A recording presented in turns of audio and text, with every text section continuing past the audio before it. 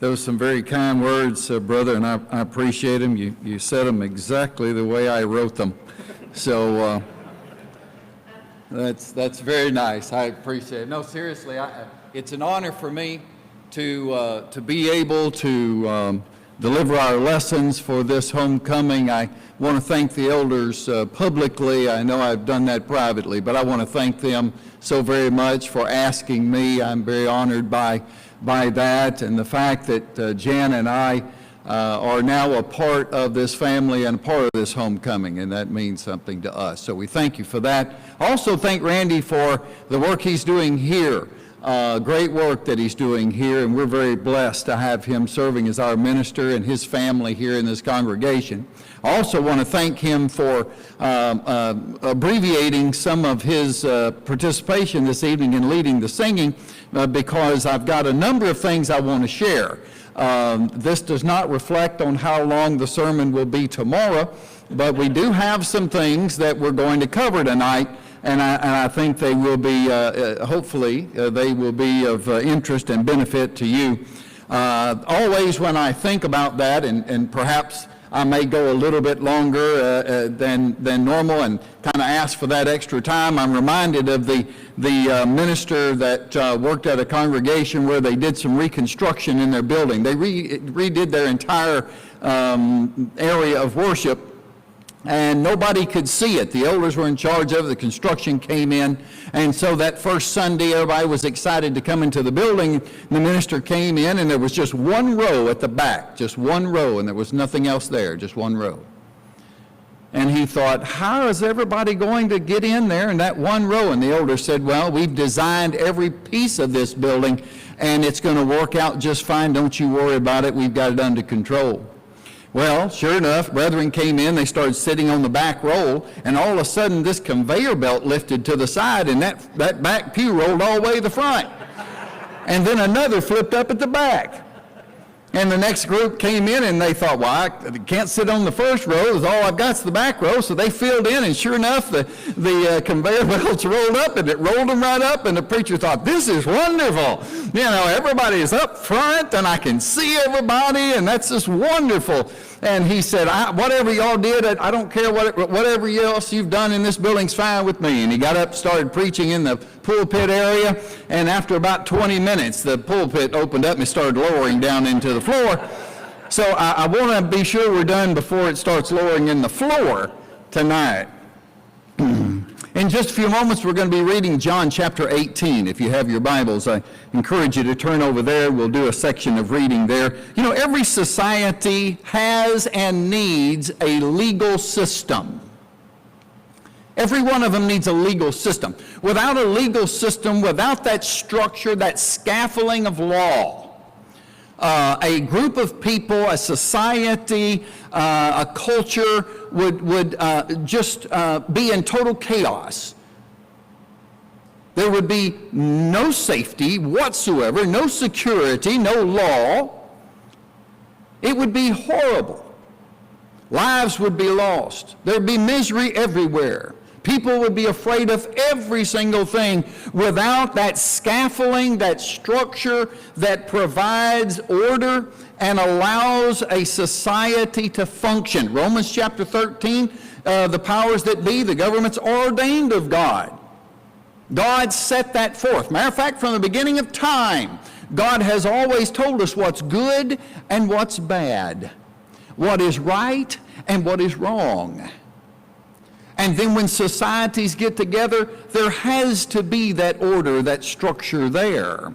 We have it in this country. It's not perfect, none of them are. But nevertheless, we have it.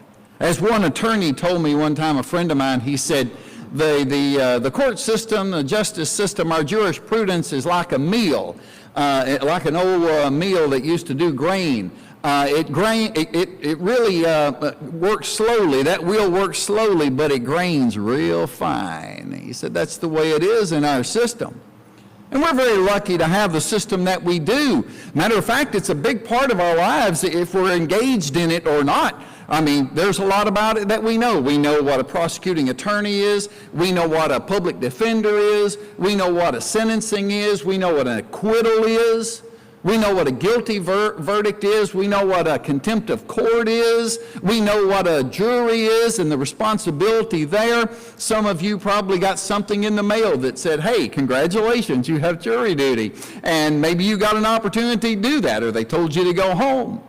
They always send me home. I don't know why. It's probably because when they ask me how I feel about the capital punishment, I say we should do it for parking violations, and they let me go home. But nevertheless, you probably had opportunities to do that, and we know what a judge is, we know what a gavel is, we've heard these things all of our life, promise, tell the truth, whole truth, and nothing but the truth, we've heard that. It is so much a part of our culture that back in the 90s, there was a Judge Judy that was on television. Some people would just sit all day long and just watch court proceeding. Some people, for fun, will go to the courthouse and watch these because many of them are public. We know about our system. It's been a part of our lives since the very, very beginning of our lives. And when we got older, we realized how vital it really was. Every culture has it. Israel had it as well. And they had a great legal system, a wonderful legal system. As a matter of fact, it was connected into the Old Testament. So much, in fact, that it may very well have been the best legal system of its time and maybe ever in many respects. We often look at it and say, oh, that must have been terrible. But really, it was really good. And I'm going to share some things with you tonight that may even allow you to say, that does make sense. That might even make more sense than what we have. And I can understand that. Because it was a great system, and it was something God wanted for them, and they needed it as well. Even though they were a conquered nation, they didn't even control a lot of the things in Jerusalem. It was controlled by Rome. All of Judea was. Nevertheless, they were allowed to work their system, their legal system, with their people. Now, having said that, let's turn to John 18. We're going to begin reading in verse 12. Here we go. Then the band and the captain and officers of the Jews took Jesus and bound him, or tied him, and led him away to Annas first, for he was the father-in-law to Caiaphas, who was the high priest that same year. Now Caiaphas was he which gave counsel to the Jews. John is recalling this. Now Caiaphas was he which gave counsel to the Jews that it was expedient that one man should die for the people. Now I want you to look at verse 9. The high priest then asked Jesus of his disciples and of his doctrine, his teaching, as if he had never heard it. Jesus answered him, I spake openly to the world. I ever taught in the synagogues and in the temple, whether the Jews always resort or gather, and in secret have I said nothing. Why do you ask me? Ask them which heard me, which I have said unto them, behold, they know what I said. And when he had thus spoken, one of the officers which stood by struck Jesus with the palm of his hand, saying, Answerest thou the high priest this way or so? Jesus answered him, If I've spoken evil or wrong, bear witness of that evil. But if well, why strike me? Now Annas had sent him bound unto Caiaphas the high priest. Now scroll down to verse 28. Then led they Jesus from Caiaphas into the hall of judgment, and it was early. And they themselves went not into the judgment hall, lest they should be defiled, but that they might eat the Passover. Pilate then went out unto them and said, What accusation bring ye against this man? They answered and said unto him, If he were not a malefactor, and that word criminal or evildoer, if he were not a malefactor, we would not have delivered him up unto thee. Then said Pilate unto them, You take him, and judge him according to your law. The Jews therefore said unto him, It is not lawful for us to put any man to death. Oh, this is a death sentence, is it? Then the saying of Jesus might be, that the saying of Jesus might be fulfilled, which he spake, signifying what death he should die. I told you just a moment ago that the civil laws and the criminal laws of the jurisprudence of the Israelites of Jerusalem, of God's people, was one of the greatest law systems of its time. But now I have to say that the Hebrew trials of Jesus are unequivocally the greatest miscarriages of justice in the history of the world. In less than 12 hours before his crucifixion, the Lord was put through a series of proceedings that would give the term railroading in any culture a whole new meaning. First, before the Jewish officials and then the Roman authorities, Jesus was hauled before illegal assemblies. He was falsely accused. He was subject to verbal abuse, he was subject to physical abuse, and finally sentenced to death by what I have concluded as a spineless Roman politician who pronounced him not guilty on 3 different occasions. On 3 different occasions, and repeatedly stated his intention to release him.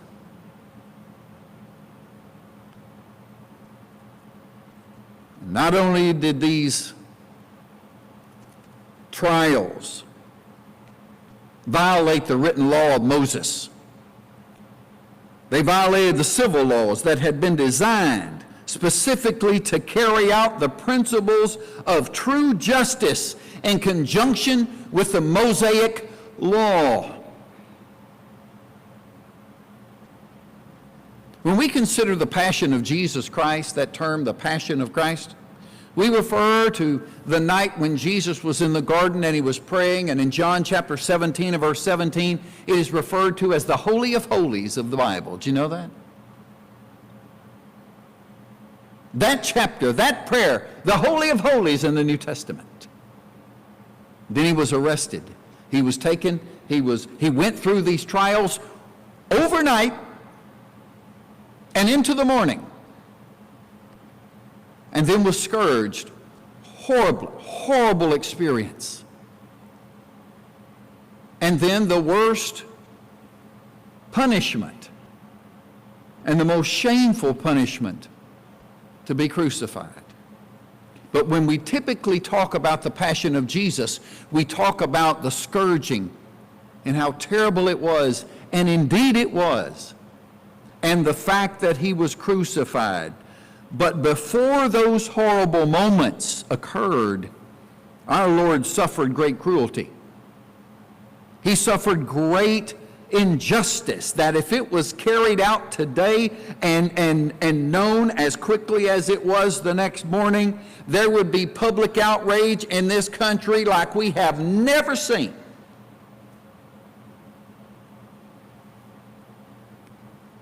No wonder Isaiah said in Isaiah chapter 53 and verse 3, he was a man of sorrows and acquainted with grief.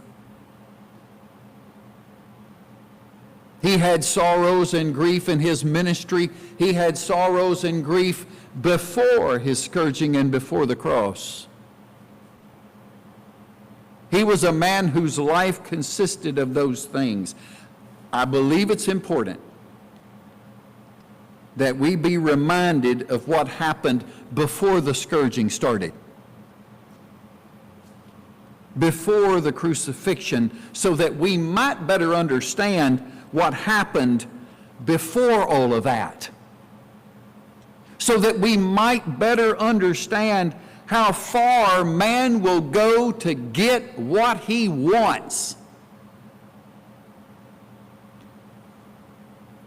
and to better understand all that Jesus went through before they ever hit him the first time with that whip, so that we might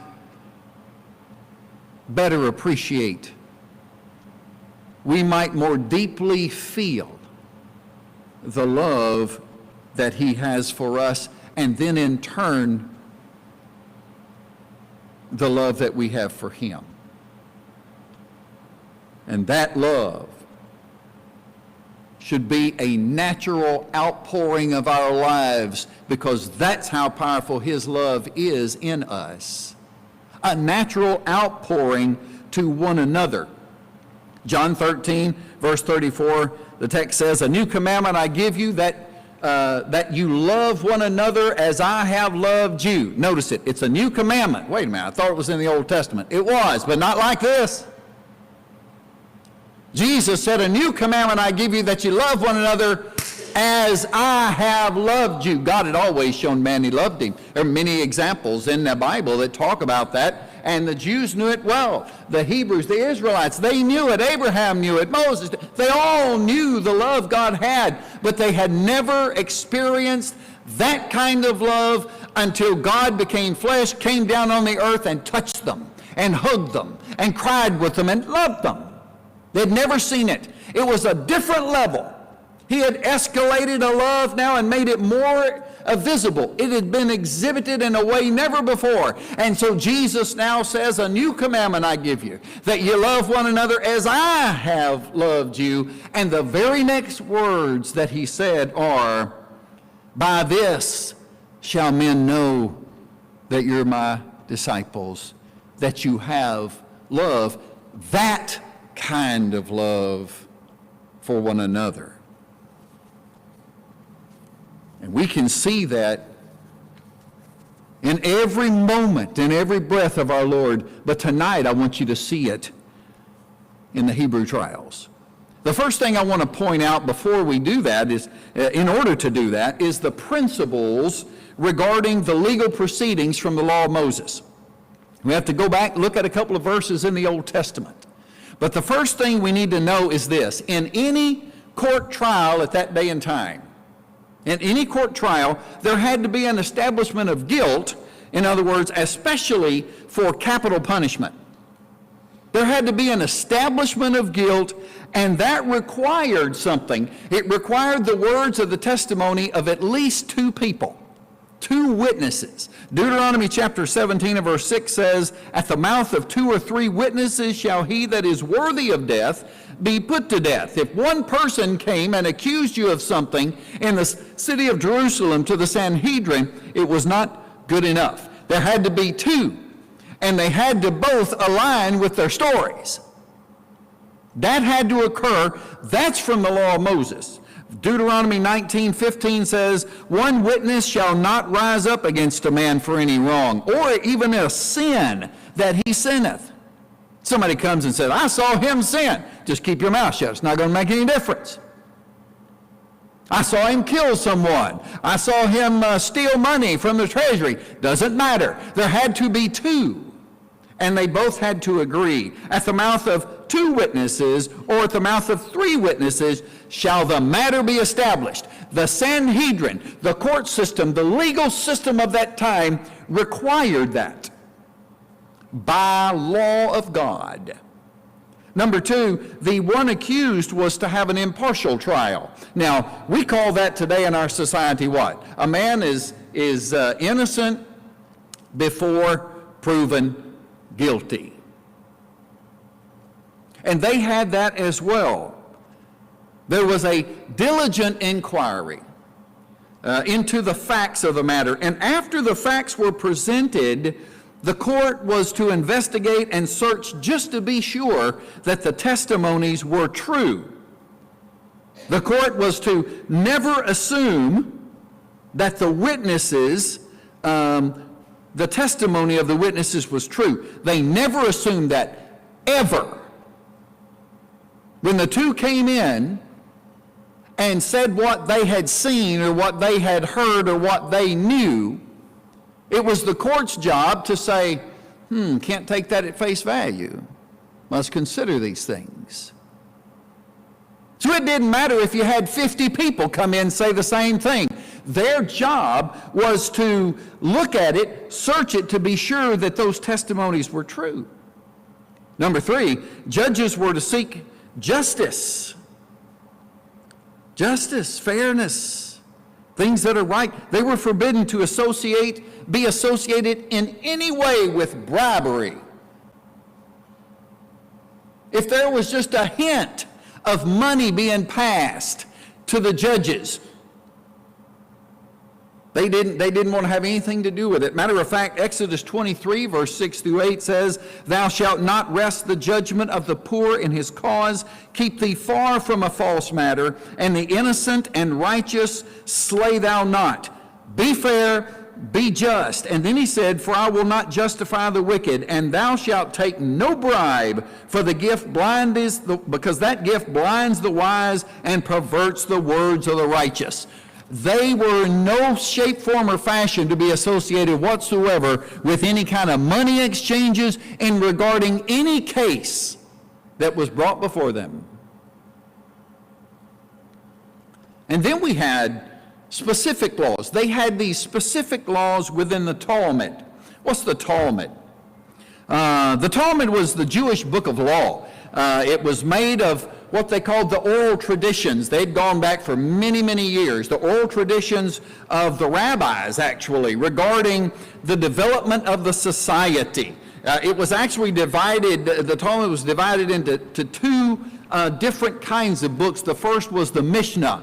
And so what they did, it covered things like agriculture, it covered seeds, believe it or not, and instructions in the process of these things. It covered feast, it covered women, it covered marriage, and a lot of other things that were oral traditions for those people so that they might be able to maintain their culture. And the other part of the Talmud was really a rabbinical commentary on what was really meant in the law. So it would be like you have the law, and then you have a part that kind of explains what all the law is. And then, of course, we know by the time Jesus came around, those traditions, those oral traditions, the commentary, the things that were written down became just as important to some of the Jewish leaders, and the emphasis of that among people as well as important as the law of God, which they also had and read. They had the Torah. The Jews will talk about the Torah, the 5 books of the Old Testament, Moses, Genesis, Exodus, Leviticus, Numbers, Deuteronomy. That's the law, the book of laws, the Torah, or Torah as they say. And that's what it was. And then they had this Talmud.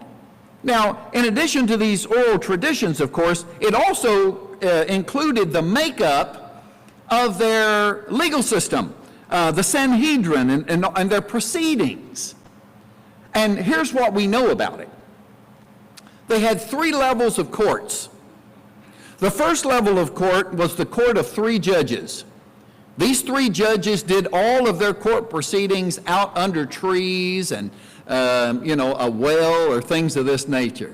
They didn't really have a location. They said, we're going to be out by, these olive trees, and if you've got these kinds of cases, you come to us, etc. They had some kind of organization, so it wasn't just mass hysteria, but they were petty crimes. Petty crimes. If you stole an apple off of a merchant's cart and he caught you, well, he stole an apple. I mean, this is not a capital case. And so if you had something like that, or there was a dispute over wages, hey, you owed me for overtime, you never paid me. No, I didn't. I did pay you. No, you didn't. You said you'd work for free, blah, blah, blah. You take him to the court of 3. The court of 3 judges, out by a tree, and the case was heard. Picture the people's court is kind of what this was, under a tree. This was what it was. The second level of court was the court of 7 judges. Notice they had 3 and then 1 to break a tie, just like the 3. Now they have 2 sets of 3 possibly, and 1 to break the tie. The court of 7, they held them around the gates. They had the horse gate, sheep gate. What were the other gates? Yeah, that wasn't one. But anyway, they had a number. There was a horse gate, fish gate, and there were some of the others. I'll come up with those later in a few minutes. But they had these gates, these openings in the city, and this court of 7 would kind of be right inside those gate areas in that area. And so this was kind of like more serious crimes. Tax fraud. Tax fraud is something that they looked at as kind of a middle-level crime. Now today, tax fraud will put you in prison longer than murder, maybe, I don't know, in our country. But it was tax fraud there, and things like assault and battery. You got in a fight, over something. He's got a black eye, he's got a broken arm, you got into a fight, something about a water hose in somebody's backyard, and he hit me in the head with a rake. And so all of this stuff would come about, and their guards would bring them in, and then this kind of process went through at one of these gates. And then they had the third court, which they called the Great Sanhedrin. The Great Sanhedrin was all high crimes. It was treason, it was murder, those crimes that make the national headlines, those that make in our society the CNN and the MSNBC and Fox and whatever else, ABC, NBC, all that big heavy news stuff, those that pop up on your phone, all of that was actually tried in the Great Sanhedrin. And the Sanhedrin was really designed to make the court a very rounded group of men and very impartial. Notice I said impartial. It consisted of 71 men. 23 of them were priests. They were priests. These were the men who they were the religious leaders. They'd look at it from the religious standpoint of the law of God and the traditions. They had 23 scribes also. The scribes were the ones, you can guess it, they just, they knew the letter of the law because they had written every letter of the law. So they could tell you, well, legally the law actually says and words this way. And that was their job. That was it. So they could tell you what the law meant. And then there were 23 elders. Now these 23 elders were highly respected Jewish men of the community. Everybody agreed that was the case. They had shown understanding of the law, and they had great wisdom. These were very, very wise men. I submit to you that those men, including the 2 officers that ended up totaling the 71, were 71 men. They were great men. These are men in a society that you would say, the greatest among us, these men right here. Some of the wisest men, some of the most impartial men, some of the most honorable men you'd ever meet were the Sanhedrin, the Great Sanhedrin. If a case came before them and a sentence, a verdict was passed, the people should feel comfortable because they had gone through those honorable men, and there was no question if that individual was guilty or not. That's how much respect they had from the people. The qualifications for that court were strict.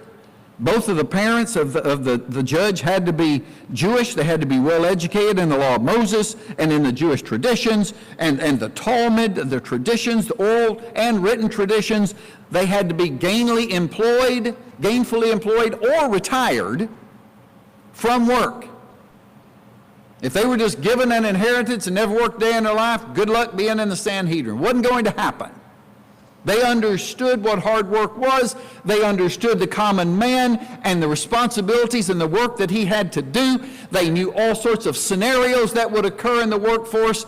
They got it. They understood. They understood the passion of people that were out working and doing the best they possibly could. And they were known as being morally upright. They were morally upright. You accuse somebody in the Sanhedrin of wrong, you better have some evidence, because they were morally right. One would think for an individual who had never done anything wrong in his life, who's brought before the Great Sanhedrin, they would see that and they'd let him go. There were some specific laws as well. Judges couldn't be relatives of the accused. Couldn't be. They couldn't be an heir of the accused. In other words, they couldn't stand to benefit in any way whatsoever by the accuser's death or his condemnation or sentence. Could not do it. If there was any way that they said, I know this individual, and if he loses his life, I'm in the inheritance, I cannot be a part of this. Do we begin to understand the character of these men and the morality that they held? There were also laws of Hebrew jurisprudence. I'd like to mention some of them for you right now, and these are going to be very crucial as we go back and look at what actually happened. Number one, a vote of guilt or innocence took place the day after the trial so that the emotions could cool down, because you can imagine 71 men getting together and trying to decide anything. Can you imagine how long it would take if we decided to build a structure on this out here on this property, and we said, all right, we're going to have a committee and we're going to have 71 on the committee? That'd take a long time. Now, if you put 100 women together, they get it done in twice the time. But 71 men got too many ideas on this is the way we ought to do it. No, I've done it this way before, etc. You imagine the court sessions. You've got 71 men who are listening to 2, maybe 3, maybe 5 or more witnesses and trying to come up with a verdict. And so you could tell it could get heated. They were great men, but great men get heated. And so, as it goes along, their emotions were able to cool down, and so a vote of guilt or innocence took place the day after the trial. It never happened in the middle of the trial. It never happened as soon as the trial was over. There was a cooling off period for people to think about it and reflect. Period of deliberation. Number two, the accused were presumed innocent before they were guilty. Now that's common for us. But the other part is, they could not be compelled to testify against themselves. Nobody in the Sanhedrin would go up and say, I'm going to ask you these questions, you're on trial, and you answer us. That's not the way it worked. So they were never compelled to testify against themselves. There was no prosecutor in their court system. They didn't need it, because the Sanhedrin was to take the position of doing its best to consider all possibilities toward the innocence of the accused. Matter of fact, their job was to seek innocence. Everybody that came before them. It wasn't a matter of, let's see if we can find out if he's guilty or not. Their approach was, let's see if we can find out if he's innocent. Let's strive to understand that maybe this guy is innocent. And that was their pursuit, not condemnation.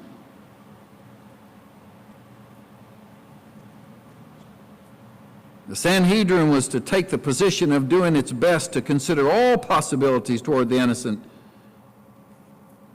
Their job was to seek innocence, not guilt. In addition to that, number 5, if witnesses were found to be false, then they were subject to the penalty of the crime that was charged to the accused. Which tells me that the people that accused Jesus, those witnesses that accused Jesus, clearly false witnesses, they should have been the ones on the cross, not Jesus. Number 6, all court proceedings were to occur during the day between the morning sacrifice and the evening sacrifice, and in public. This kept everybody from the temptation, all the Sanhedrin from the temptation of being dishonest or kind of being tempted to be involved in some kind of crooked dealings under the shadow of darkness, literally. Nothing occurred at night. And that excluded even the appearance of dishonesty. If you said, we're going to hold proceedings after the morning sacrifice and before the evening sacrifice, and it's open, then nobody would think that they would do anything at night. Not these honorable men. They respected the traditions too much. They loved the law of Moses too much. Balloting regarding the guilt. In our society, if somebody's guilty, They all go, well, after they've heard the evidence, they all go off into a room. Maybe you've done this. You go in the room, you convene in there, you talk about various things. I've never gotten that far, as I told you. And everybody comes out and they basically say it's guilty or not guilty. And they have a number. And in some cases, it has to be a unanimous vote. And if it's not a unanimous vote, you know what they call that? Hung jury. That's our society. We want everybody to say he's guilty before a capital punishment occurs. We want everybody to agree on it, or it's not going to happen. Balloting regarding the guilt or innocence was to begin not unanimously. They actually started casting their innocence or guilt based upon the youngest, the most inexperienced judge, and they went from the youngest, most inexperienced rather, to the most experienced judge. And the reason why they did it that way is so that the young judges would not be intimidated or persuaded or somehow motivated, influenced by a wiser judge in their opinion. So it wasn't like everybody just raised their hand and voted all at one time.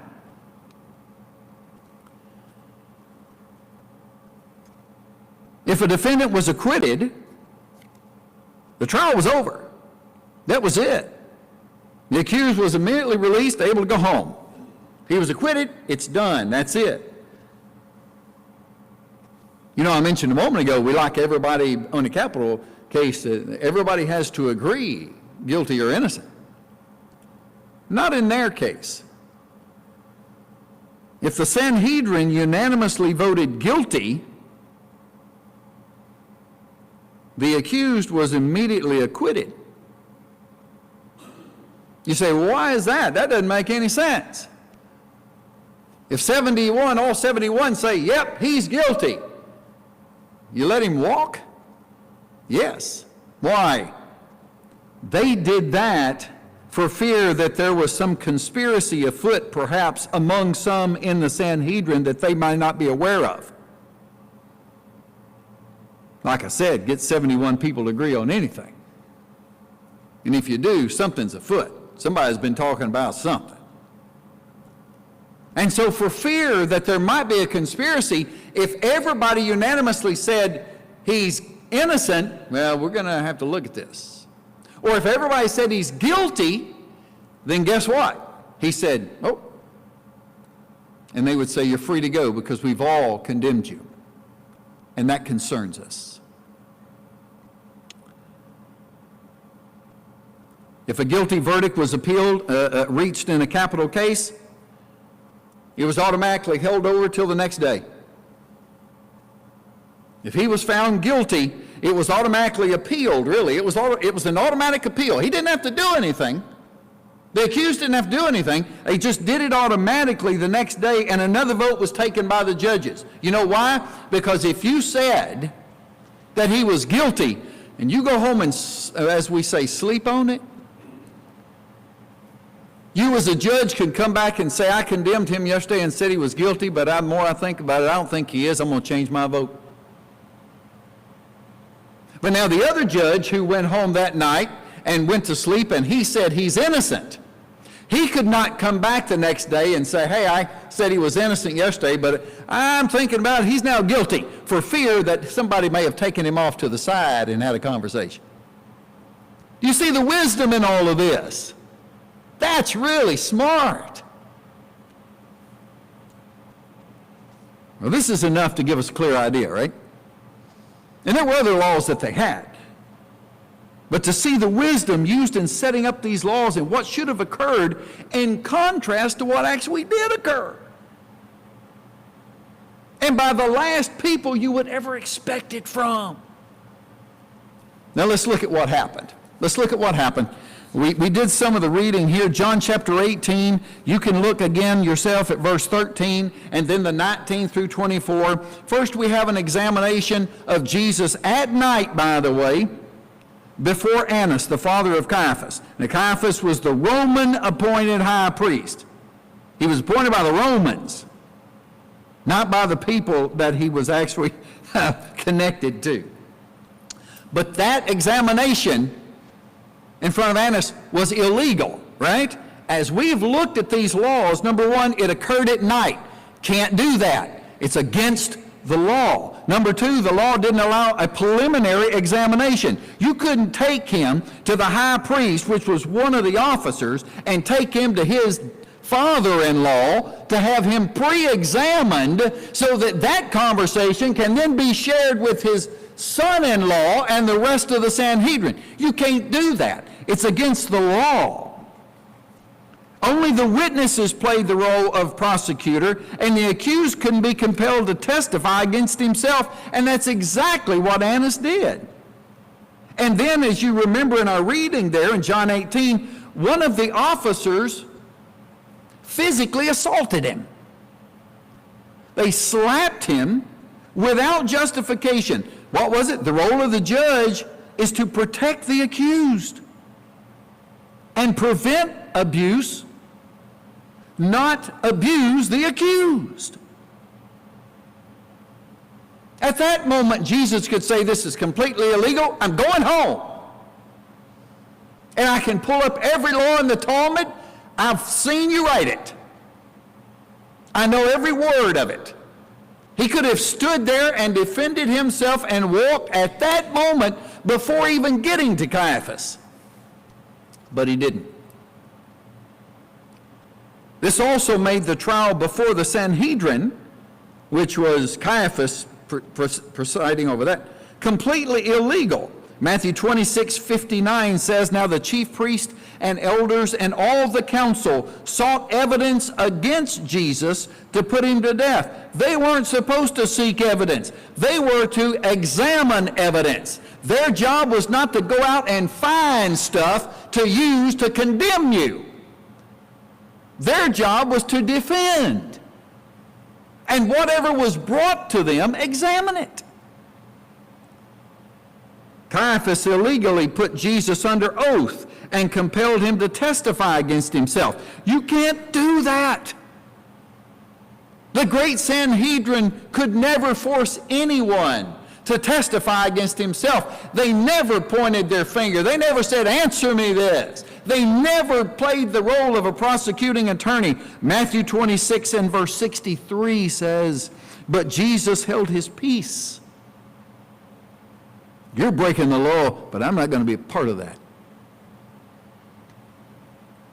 And the high priest answered and said unto him, I command thee, there it is, I command thee by the living God. He's bringing God into it now. Listen to that. That thou tell us whether thou be the Christ, the Son of God. Who died and made you prosecuting attorney? But he didn't say that, did he? The high priest pronounced Jesus guilty before a vote was even taken.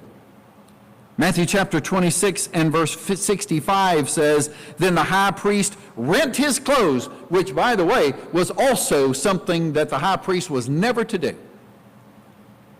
He rent his clothes, saying, he hath spoken blasphemy. What further need do we have of these witnesses? Behold now, you've heard the blasphemy. No need for the witnesses anymore. We don't need them. We don't need them to say what we want them to say. Get them out of here. He's done it himself. He has spoken blasphemy, saying that he is the Son of God. Notice, he was condemned for blasphemy, which was a capital offense in that day and time. That's all they wanted. This idea of destroying the temple was a farce. That's more of treason and everything else. That would have worked. They tried that. Didn't work. But once Jesus said, when they said, are you the Son of God? Are you the Messiah, the Son of God? And he said, that's what you've said, I am. That's when they said, that's what we need. That's blasphemy. We can kill you for it. Mark chapter 14 and verse 64 says, you've heard the blasphemy, what think ye? And they all condemned him to be guilty at death. Notice, there was no vote, whatsoever. It was all done unanimously. They didn't start with the youngest, the most inexperienced judges to go to the oldest. They all voted unanimously, and their unanimous vote was guilty. And at that moment, Jesus could have claimed another violation of their own law. You're all supposed to start from here and go to here, and everybody has accused me and voted guilty. I'm going home. But he didn't do it.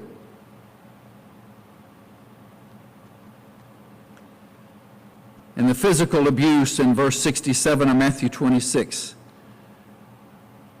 They spit on his face and they beat him, and others beat him with the palms of their hands. They slapped him.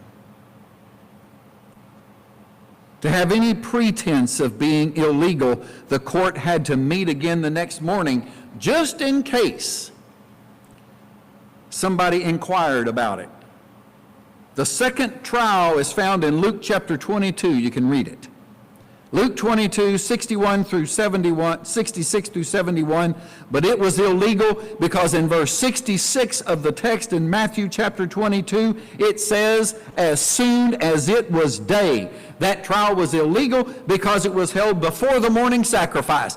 They did it so early that the public wasn't at work yet. We got to get this done in the middle of the night, and the second one we got to get done in the morning early before anybody gets up and roaming around and wondering what's in the Jerusalem Gazette or what's been going on from the last couple of days. What's the news? What's going on? What's happening? How are we doing as a nation? They had to do all of this before everybody had breakfast. That trial was illegal because it was held before the morning sacrifice. But my friends, they knew that trial had to be done before the public was aware, because I believe if they had known what was going on, there was so much influence at the time with Jesus that they would have had a major problem. Their morality, their character would have been brought into question, and who knows what else might have happened. They did this under the shadow of darkness.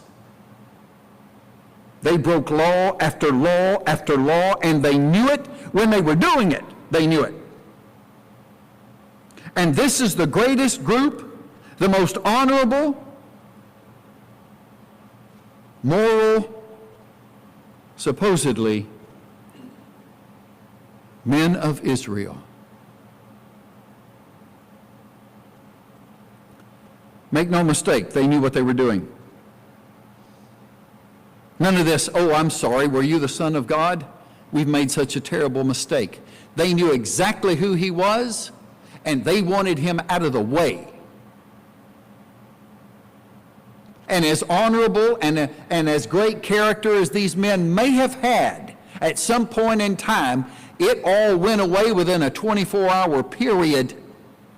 They gave away their character, they gave away their morality, they took the law of the Talmud and the law of Moses and threw it in the trash to get what they wanted.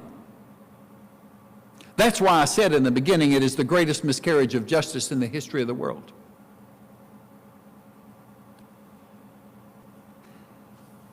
They knew what they were doing, and they knew to whom they were doing it. Jesus' suffering began way before the scourging of the cross. Never again should we wonder how people can have such a heart in our day and age and blatantly ignore the truth right in front of them. Never again. Never again should we wonder how people can just be so evil. Really?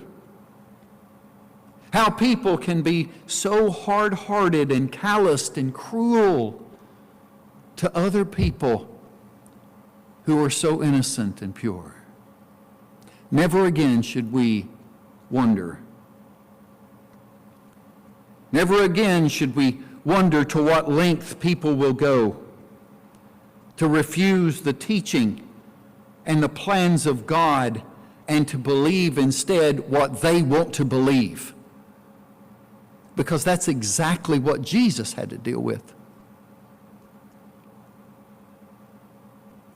We should never wonder also to what length God will go to save his creation that doesn't deserve it. Jesus died for those 71 men. He died for those witnesses that came in and said those bad things about him, so that you and I would understand love and it would be an outpouring in our lives. We should never wonder if God cares more for us than we can ever imagine. Never wonder. Decisions were made, actions were taken, and Satan thought he had won. But God never loses.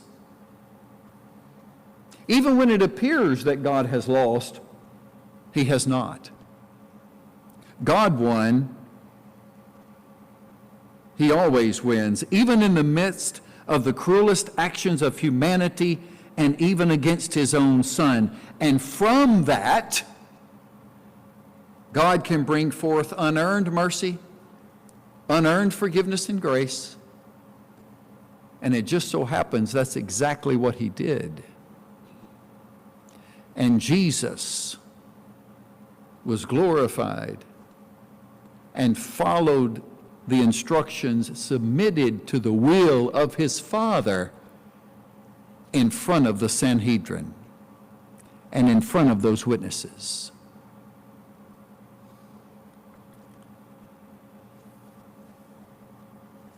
And that kind of love is what changes the world. Starting tonight, what decisions will you make? The Sanhedrin made theirs, the witnesses made theirs, the Roman soldiers made theirs, Pilate made his, the crowd made theirs, crucify him, crucify him. What decisions will we make starting tonight?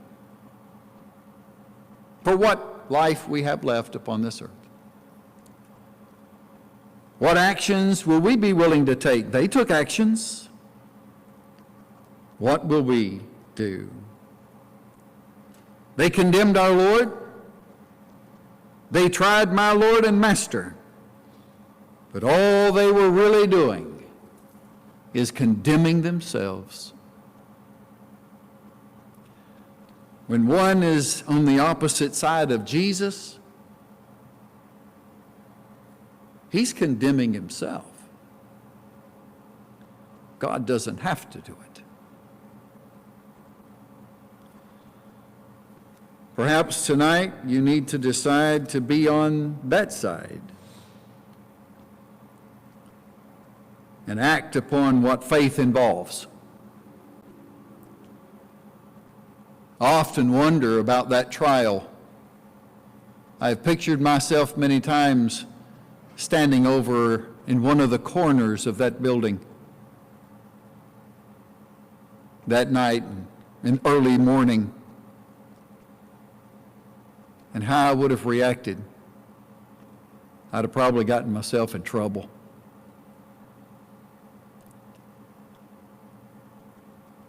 We can only hope that we would have said, wait, time out, here's the book, here's the law, this is what it says.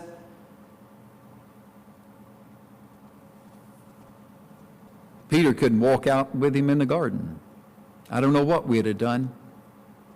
But I do know this, I know what he did. And because of what he did, we're here tonight, and many of us have accepted something that we do not deserve, which is the grace of God, the salvation to our souls. And perhaps tonight you need to decide to be on his side and act upon what faith involves, which is repenting of sin and being baptized to have your sins washed away. Oh, how thankful we are that Jesus lived upon this earth. He loved us, and he loved us enough to go through everything that we talked about tonight and even more, to give us an opportunity to serve him and be blessed and know that heaven is our home when this life is over. We will see him, the one who stood trial for us. If you need to respond tonight to the invitation of the Lord, we want you to do that, and we stand ready to assist you. Let's stand together and sing.